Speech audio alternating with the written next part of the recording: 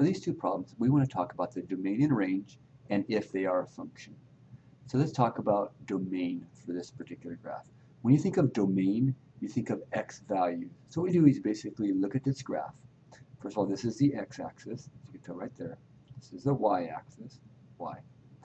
So what we're trying to find is what x values are the perimeters of this particular graph. Well, this is a circle, so you can see the x values go from -1 to 5. So this graph fits between the x values of -1 is this edge and 5 is this edge. So it goes from -1 to 5.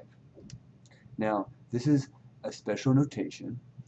X, and what it's saying basically is x is between -1 and 5, including, less than or equal to, means including -1 and 5, because there is a dot here at 5 and at -1.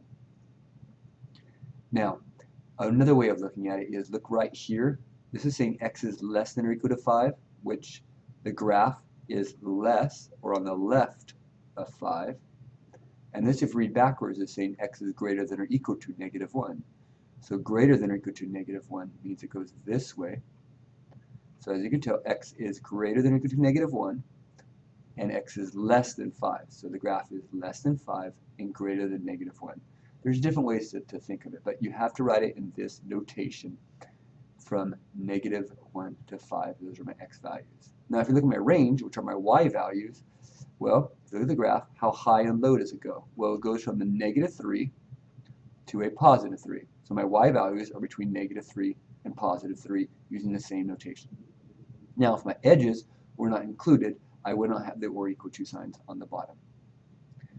A good way to remember, for me, domain and range, how to tell the difference between domain and range, I always thought of alphabetical. X comes before Y in the alphabet, D comes before R, kind of like doctor, DR, doctor. So X comes before Y, but domain is your X, range is your Y. Now what is a function? Is it a function? Well, this is not a function. If you look here, there's a blue line going through it. If you can ever draw a line through a graph and hit more than once, see how I hit more than once? If you can ever draw a vertical line through a graph and hit more than once, it is not a function.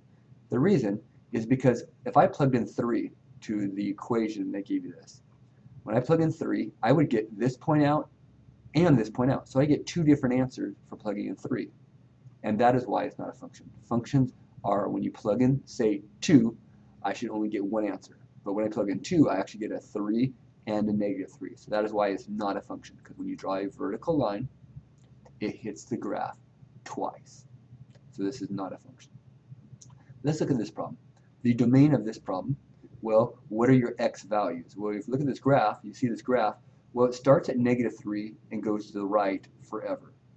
So my domain would be values bigger than -3, including -3, because that is a dot there we can use. So my x values are greater than or equal to -3. My range, well, how high and low does this graph go? Well, if you look at this, well, it stops at y is -2, and then it keeps going on and on and on. It actually will keep going up, up, up, up forever as it goes over. So the y values are always going to be bigger, greater than, or equal to -2, again, because that dot is included. If that was an open dot, this would be a greater than and a greater than. You want to have the line underneath if that was an open dot. So for the domain, it's the x values, possible x values. For range, it's the possible y values. And why did I say this one is a function? Well, I can never draw a vertical line through this graph and hit twice. No matter what, I would never draw a vertical line and hit twice. So for instance, when I plug in 3, I get about 1.5-ish. So hopefully this helps you understand domain, range, and if something is a function.